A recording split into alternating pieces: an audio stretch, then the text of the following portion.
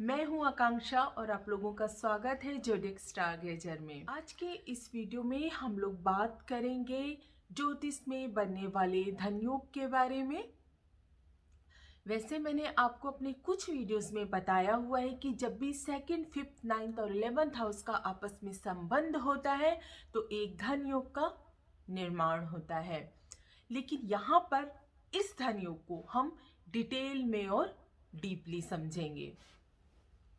देखिए, सबसे पहले मैं एक ऐसे धन योग की बात करूंगी यदि ये धन योग किसी भी नेटिव के बर्थ चार्ट में है तो उनका जन्म कितने भी गरीब परिवार में हो, उनके धन का स्टेटस जरूर बढ़ता है और वो जरूर धनी होते हैं।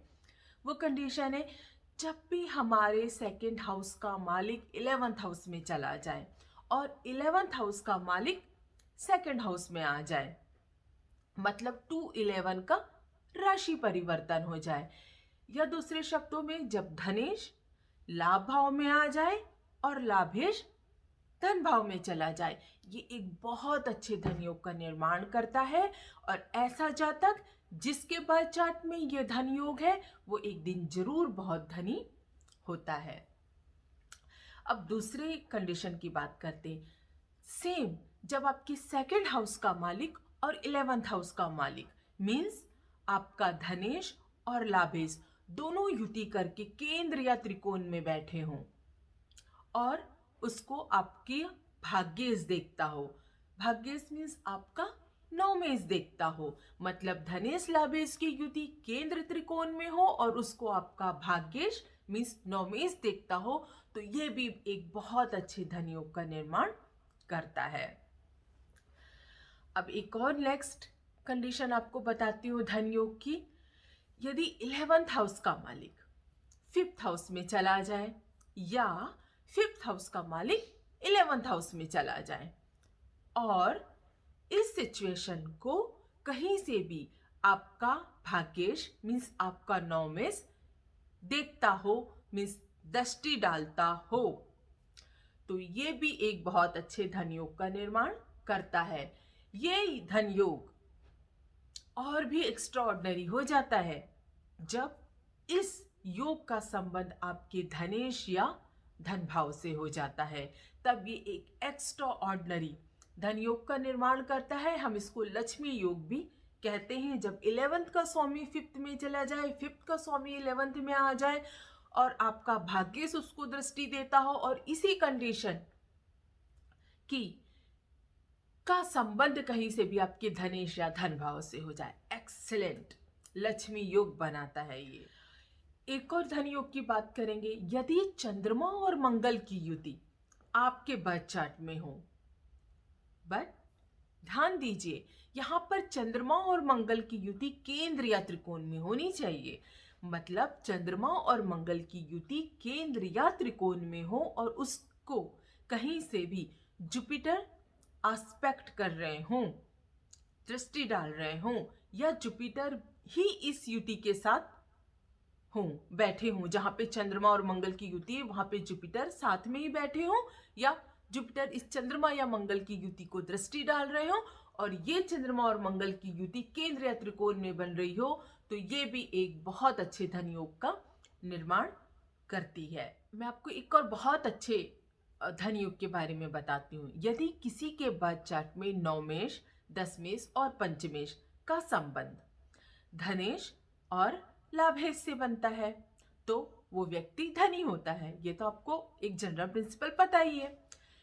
यदि ये सारे प्लैनेट मतलब धनेश, पंचमेश, लाभेश, नवमेश, दशमेश, ये सारे इस भाव के जो अधिपति हैं, ये सारे प्लैनेट्स यदि एक दूसरे से केंद्र और त्रिकोण में हो तो ऐसा व्यक्ति करोड़पति होता है, करोड़ों का मालिक होता है। अब एक और मैं आपको कंडीशन बताती हूँ। यदि आपकी कुंडली कुंभ लगन की है तो कुंभ लगन में भाग्येश कौन होगा? वीनस। और लाभेश और धनेश कौन होगा? जुपिटर। तो यदि आपकी कुंभ लगन की कुंडली है और कहीं से भी वीनस जुपिटर से संबंध बनाता है, मतलब आपका भाग्येश आपके धनेश और लाभेश से संबंध बनाता है, मतलब जुपिटर और वीनस साथ में बैठे हो कुंभ लगन की कुंडली में, या वीनस को जुपिटर दृष्टि डालते हो, तो ये कंडीशन भी उस जातक को प्रचुर मात्रा में धन प्रदान करती है। आपके बर्थ चार्ट में आपका धनेश, नवमेश या लाभेश, धनेश, नवमेश या लाभेश मतलब 2, 9 और 11 का जो स्वामी है वो केंद्र या त्रिकोण में हो, और जुपिटर आपके बर्थ चार्ट में या तो सेकंड या तो फिफ्थ या तो 11th हाउस का मालिक बनकर केंद्र में हो, मतलब 2, 5, 11 में से किसी भी हाउस का मालिक बन के केंद्र में हो, तो ये भी एक बहुत अच्छे धन योग का निर्माण करता है।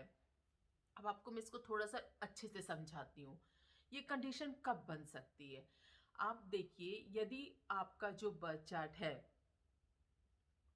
अब जो जुपिटर है वो कब 2, 5 और 11 हाउस का मालिक हो सकता है, किस कंडीशन में हो सकता है? देखिए, जब आपका कुंभ लगन की कुंडली हो या आपकी वृश्चिक लगन की कुंडली हो, तो कुंभ लगन की कुंडली और वृश्चिक लगन की कुंडली, इन दोनों में जुपिटर जो है वो धनेश बनकर आएंगे। और आपकी अगर कुंडली सिंह या वृश्चिक लगन की है, तो जुपिटर जो है वो पंचमेश बन के आएंगे आपकी कुंडली। और जब आपका बर्थ चार्ट कुंभ लगन या वृषभ लगन का है, तो जुपिटर लाभेश बन के आएंगे। तो मैंने आपको ये जो कंडीशन बताई कि जो जुपिटर है वो या तो धनेश या तो पंचमेश या तो एकादश भाव का स्वामी होना चाहिए और केंद्र में होना चाहिए। तो ये किस कंडीशन में होगा? जब आपका बर्थ चार्ट या तो वृषभ, सिंह, वृश्चिक या कुंभ लगन का होगा, तभी ये कंडीशन जो है वो बन सकती है। तो आई होप कि ये वीडियो आप लोगों को पसंद आया होगा, और यदि आप लोगों को एस्ट्रोलॉजी से रिलेटेड आर्टिकल पढ़ना अच्छा लगता है तो आप मेरे फेसबुक पेज को लाइक कर सकते हैं। मेरे साथ जुड़े रहने के लिए, ये वीडियो देखने के लिए आपको प्रेम पूर्वक धन्यवाद। जय श्री राम।